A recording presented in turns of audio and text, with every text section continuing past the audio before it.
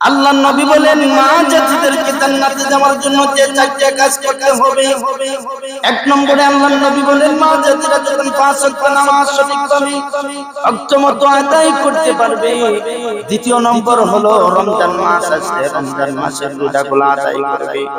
তৃতীয় নম্বর হলো স্বামীর অনুগত হয়ে জীবন যাপন করবে।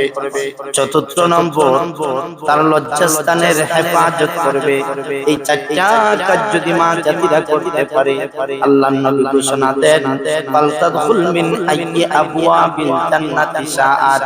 ওই মা জাতি আল্লাহর তৈরি জান্নাতের আটটা দরজার মধ্যে থেকে যে কোনো একটা দরজা দিয়ে জান্নাতে প্রবেশ করতে পারবে।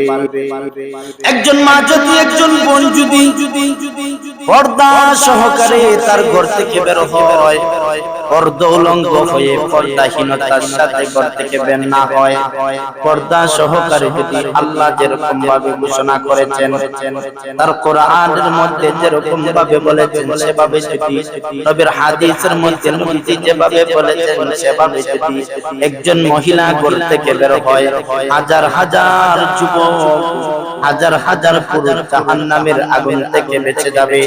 আর যদি বন্ধুরা আমার একজন মহিলা তার ঘর থেকে বের হওয়ার সময় অর্ধনগ্ন অবস্থায় বের হয়, পেটে পিঠে কোনো কাপড় থাকে না, তখন ওই মহিলার দিকে হাজার হাজার যুবক তাকাবে, হাজার হাজার পুরুষ তাকিয়ে চোখের গুনাহ করবে, কবিরা গুনাহ। আর ওই কবিরা গুনাহ অবস্থায় যদি একটা যুবকের মৃত্যু হয়, তওবার সুযোগ না হয়, ওই কবিরা গুনাহর কারণে আল্লাহ তাআলা জাহান্নামে দিয়ে দিতে পারেন। বলেন নাউজুবিল্লাহ।